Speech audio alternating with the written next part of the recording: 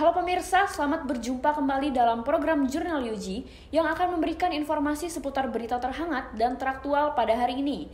Dengan saya Cinta Rizka yang akan menemani Anda selama 30 menit ke depan, dan inilah Jurnal Yuji selengkapnya.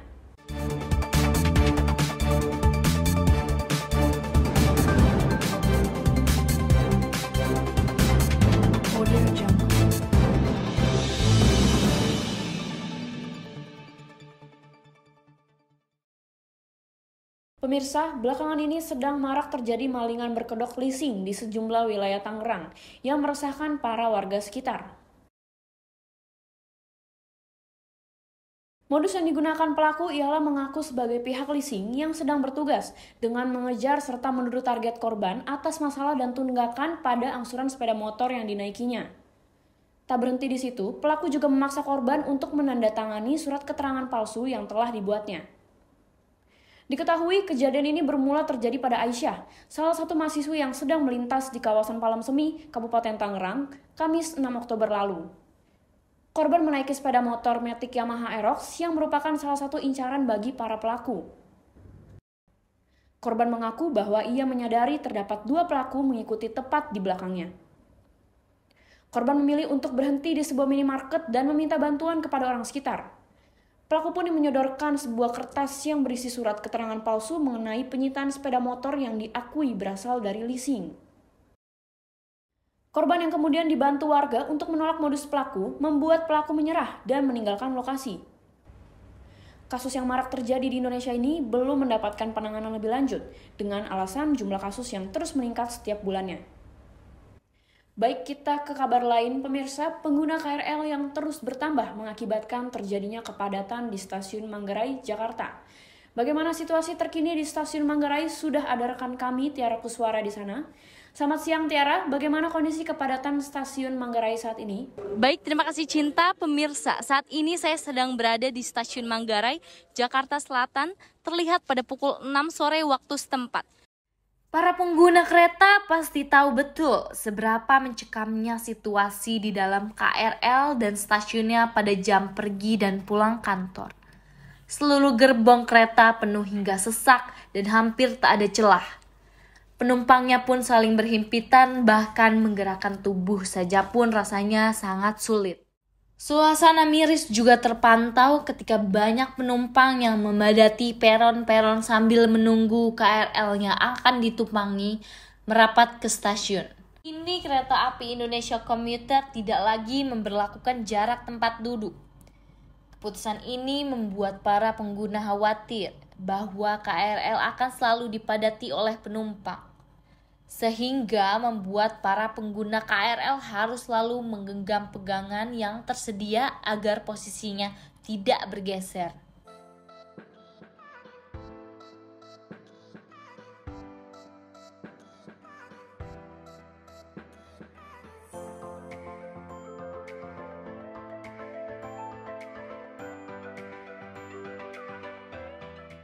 Stasiun Manggarai dipadati oleh pengguna KRL. Kepadatan yang ada disinyalir terjadi karena jam pulang kerja. Meskipun demikian, kepadatan yang terjadi tidak menghambat jadwal kereta maupun niat masyarakat untuk menggunakan jasa KRL. Aku lumayan aktif gunain KRL.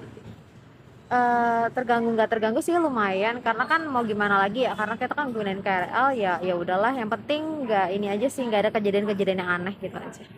Demikian laporan saya, Tiara Kuswara beserta kru yang bertugas dari Stasiun Manggarai. Saya kembalikan lagi kepada rekan Cinta di studio. Baik, terima kasih Tiara Kuswara atas laporannya. Selamat bertugas kembali. Ya, kami masih akan kembali pemirsa dengan berbagai informasi lainnya. Di antaranya, menjelang Natal dan Tahun Baru, harga sejumlah bahan pangan di Pasar Jabodetabek mengalami pelonjakan. Di mana saja dampaknya, kami hadirkan usai jeda sesaat lagi.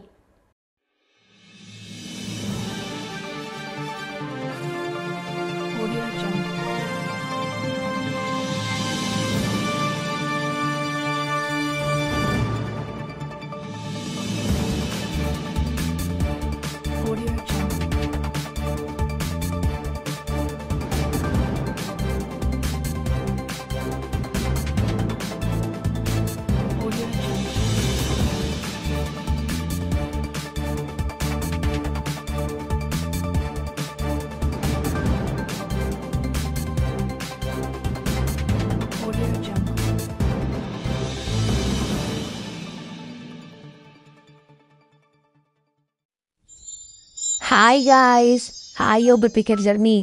Masa iya Sprite sekarang segernya beneran nyata? Apalagi ada campuran lemon di dalamnya.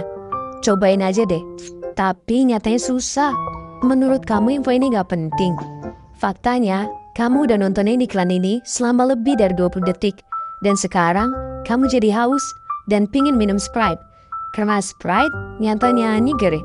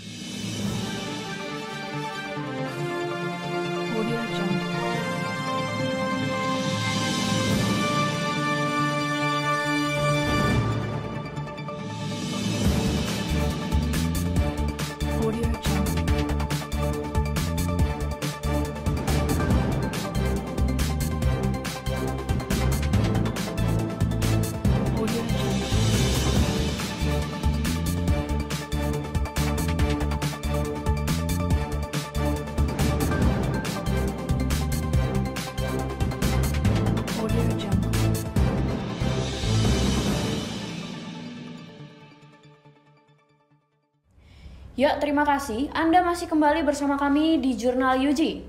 Beberapa sembako mengalami kelonjakan harga secara drastis. Peningkatan harga dikatakan terjadi karena meningkatnya minat beli yang tidak diiringi oleh stok barang yang cukup. Salah satu pasar yang terkena dampak adalah Pasar Malabar, Kota Tangerang.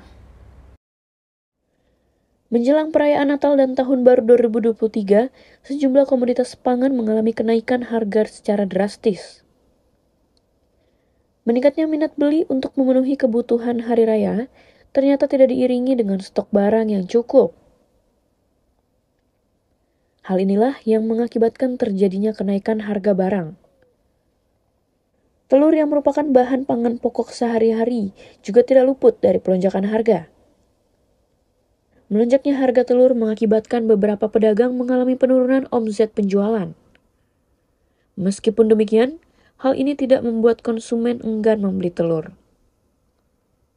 Pengaruh nggak terlalu jauh sih turunnya, kayak pembelinya tetap banyak, cuman ya gitu pada protes harganya, minta turun. Ya kita kan juga belinya mahal dari sananya. Kalau di sini tertingginya 30. Kalau kita penjual paling bingung ngasih harga ke pembelinya. Jadi dampaknya lebih besar ke pembeli sih, karena kan telur ini kan kebutuhan sehari-hari. Jadi kalau harganya tinggi banget, jadi ya kasihan pembelinya. Adanya respon warga yang meminta penurunan harga kepada pedagang telur membuat pedagang harus berputar otak agar tidak kehilangan minat beli dari konsumen dengan mencari supplier telur yang lebih murah. Baik dari sisi penjual maupun pembeli, berharap supaya harga sembako, terutama telur, dapat kembali normal pada awal bulan tahun 2023 mendatang. Ya, kita beralih ke informasi lain. Terminal bus Perumnas 2, Kecamatan Cibodas, Tangerang, kini telah dialihfungsikan menjadi alun-alun. Terminal yang sudah lama terbengkalai disiasati pemerintah setempat untuk menjadi alun-alun agar kembali berfungsi. Antusiasme warga Tangerang dan sekitarnya meningkat atas dibangunnya alun-alun Cibodas, yang membuat tempat tersebut tidak pernah sepi pengunjung. Warga menilai alun-alun Cibodas yang baru dibuka pada Oktober 2022 kemarin ini sangat menguntungkan bagi para warga sekitar ataupun luar daerah. Dengan adanya fasilitas olahraga yang ramah untuk semua kalangan usia, seperti jogging track. Tak hanya menjadi tempat berolahraga, alun-alun Cibodas pun juga menjadi peluang yang apik bagi pedagang kaki lima, karena tak jarang warga yang mampir hanya untuk menjarah makanan. Hal ini juga sejalan dengan pendapat dari Wali Kota Tangerang, Arief Wismansyah, yang menilai alun-alun Cibodas dapat berdampak positif bagi UMKM. Dilansir dari artikel terbitan Republika, pemimpin Kota Tangerang itu juga menyematkan harapan agar alun-alun Cibodas mampu membantu UMKM di sekitarnya, terutama di Cibodas. Respon baik masyarakat juga diikuti dengan harapan, di mana dengan dialihfungsikannya terminal yang semulanya mati menjadi alun-alun ini, bisa membuat suasana tempat tersebut menjadi ramai dan menghidupkan Tangerang dari segala aspek. Jadi, pemirsa tertarik untuk mengunjungi alun-alun Cibodas? Menyenangkan. Orangnya ramah-ramah. Pemkot Tangerang bagus. Bagus tempatnya, terus nggak perlu jauh-jauh juga, nggak perlu ke Ahmad Yani.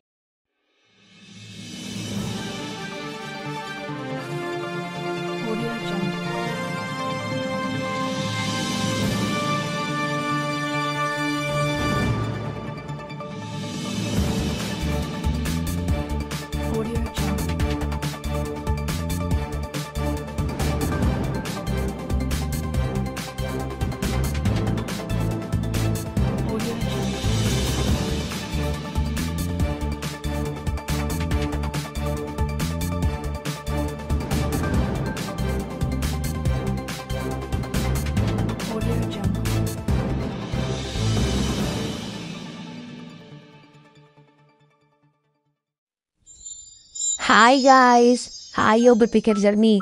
Masa iya spray sekarang segernya beneran nyata? Apalagi ada campuran lemon di dalamnya. Cobain aja deh. Tapi nyatanya susah.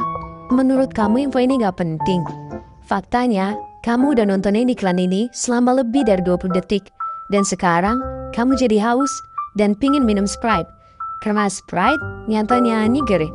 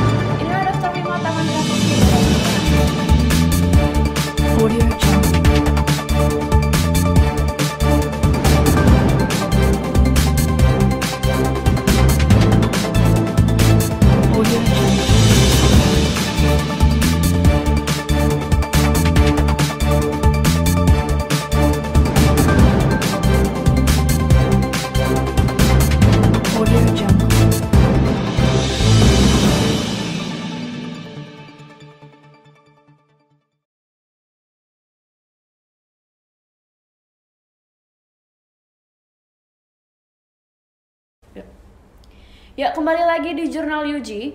Baik pemirsa, suasana yang asri bisa membantu Suasana yang asri dapat membantu melepas penat bersama teman atau keluarga. Inilah daftar 5 taman gratis di Kota Tangerang. Taman Gajah Tunggal. Di taman ini memang tidak pernah sepi pengunjung karena lokasinya yang strategis dan fasilitas yang cukup lengkap. Di depan pintu taman ini terdapat patung gajah yang mengangkat satu kaki yang terbuat dari susunan potongan ban bekas.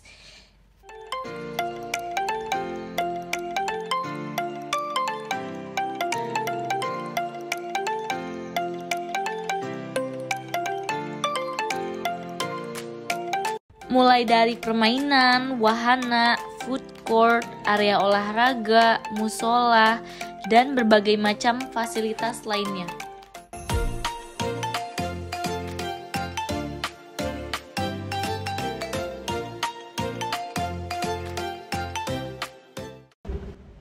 Tak hanya Taman Gajah Tunggal, selanjutnya ada taman yang direkomendasikan untuk bersantai dan mengobrol bersama teman dan keluarga, yaitu Taman Hutan Kota.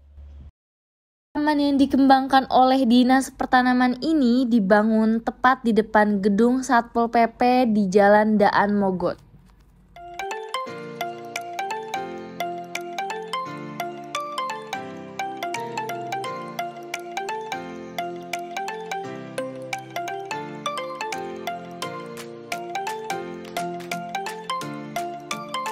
Di Taman Hutan Kota kali ini kalian akan merasakan suasana yang sejuk karena dikelilingi oleh pohon rindang.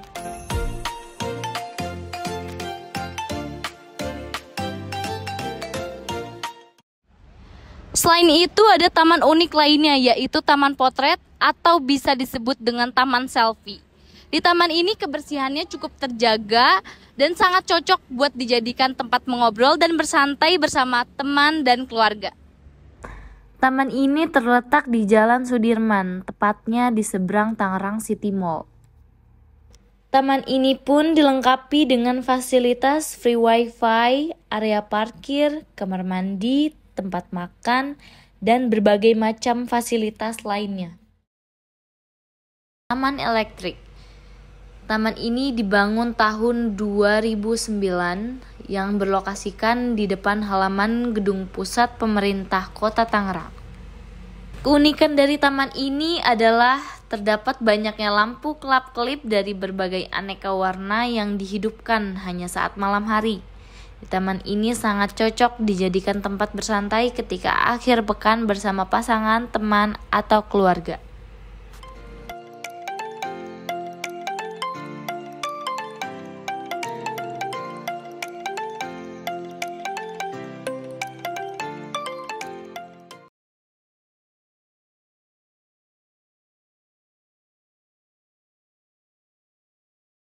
Baik, di taman selanjutnya ini adalah Taman Ekspresi. Di Taman Ekspresi ini memiliki fasilitas yang sangat menarik dan kebersihannya pun cukup terjaga.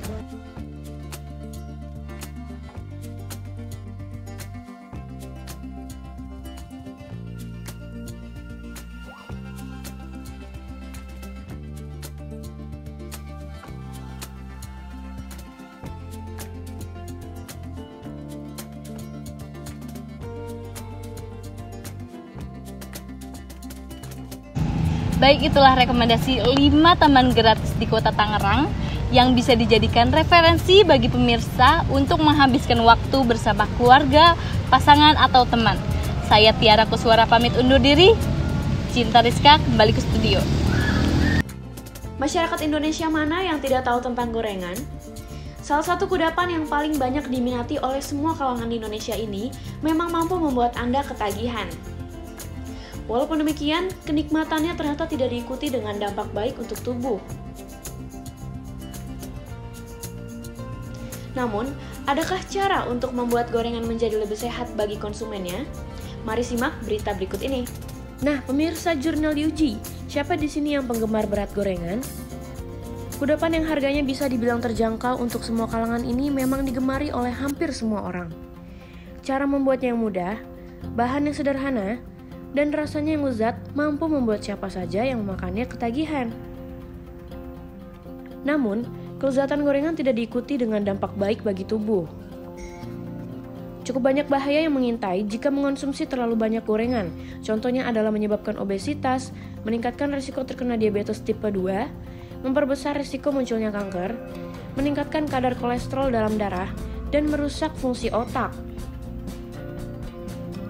Tapi, ternyata ada beberapa cara untuk menyiasati agar bisa membuat gorengan jadi lebih sehat, seperti menggoreng dengan minyak yang baru, memperhatikan suhu saat menggoreng, dan yang tidak disangka, menyampurkan dengan bahan soda kue juga dapat meningkatkan gizi gorengan. Adonan yang dicampur dengan soda kue menciptakan gelembung udara yang dapat mengurangi penyerapan minyak pada makanan yang digoreng. Nah, itu dia beberapa tips agar membuat gorengan menjadi lebih sehat untuk dikonsumsi. Walaupun demikian, segala sesuatu yang berlebihan tidaklah baik, termasuk makan gorengan.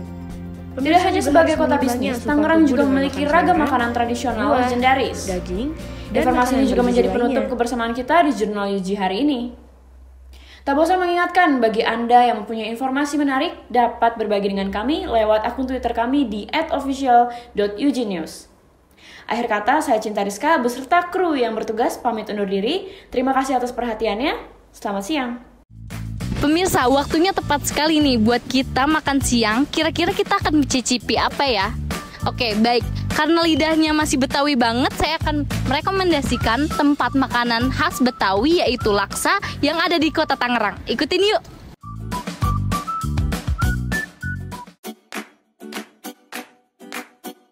Laksa. Makanan tradisional ini merupakan paduan budaya Cina dan Melayu. berisi mie putih yang terbuat dari beras dan disiram dengan kuah kental dan gurih. Tidak heran jika laksa memiliki begitu banyak varian.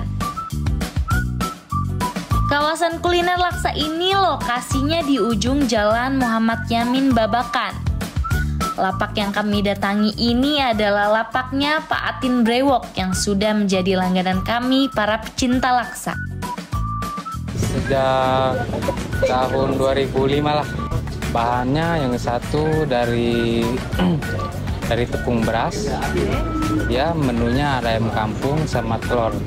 Kalau laksa di sini doang sih yang cuman di resmi, cuman yang di taman juga ada. Cuman kadang sama Satpol PP diusir gitu. Banyak, kadang ibu-ibu, anak muda, pokoknya semua kalangan remaja kalau ada langganan masuk sini. Ya. Membedakannya kalau laksa Tangerang itu terbuat dari tepung beras. Kalau dari Bogor terbuat dari toge goreng. Oh, iya. Buat harga kalau polos 10.000, nggak pakai telur, nggak pakai ayam. Kalau pakai telur 15, pakai ayam 25. Ayam telur 30, ayam telur ati ampela 35. Kata laksa berasal dari bahasa Sanskerta yang berarti banyak. Diduga kuah laksa yang sangat banyak jenisnya menjadikan kuliner mie ini bernama laksa. Enak kalau rasanya, terus bumbunya juga enak, mirip-mirip sama nasi Padang. Makanan laksa ini makanan tradisional Kota Tangerang ya, yang sudah berdiri cukup lama kayaknya ini. Dan kayaknya pengunjungnya juga cukup banyak ini, sangat menyukai. Udah lama banget ya. Sudah sejak ada laksa di sini. Iya, kayaknya udah lama banget ini. Iya. Ini kebetulan orang Sunda, orang Bandung, tapi ini kan khas Tangerang. Iya. Suka laksa. Ibu lebih suka ke kuahnya lebih enak, kuahnya lebih enak. Bahannya terbuat dari beras ya, bukan dari tepung kayaknya, ini dari beras. Terus ininya lauknya juga yang bikin enak itu ayamnya itu loh, sampai empuk banget. Kuliner legendaris yang kaya akan bumbu ini sangat lezat disantap baik pagi, siang, sore ataupun malam. Mie putih yang disiram kuah kental berwarna kuning kemerahan ini membuat lidah semakin ingin bergoyang. Saya Tiara pamit undur diri, sampai jumpa.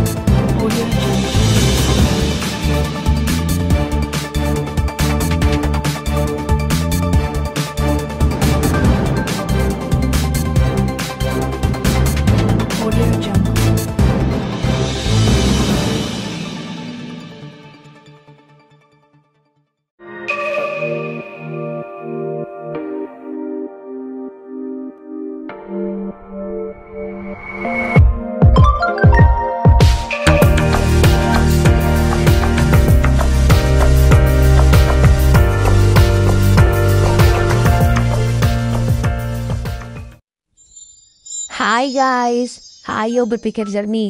Masa iya spray sekarang segernya beneran nyata? Apalagi ada campuran lemon di dalamnya. Cobain aja deh. Tapi nyatanya susah. Menurut kamu info ini gak penting? Faktanya, kamu udah nontonin iklan ini selama lebih dari 20 detik.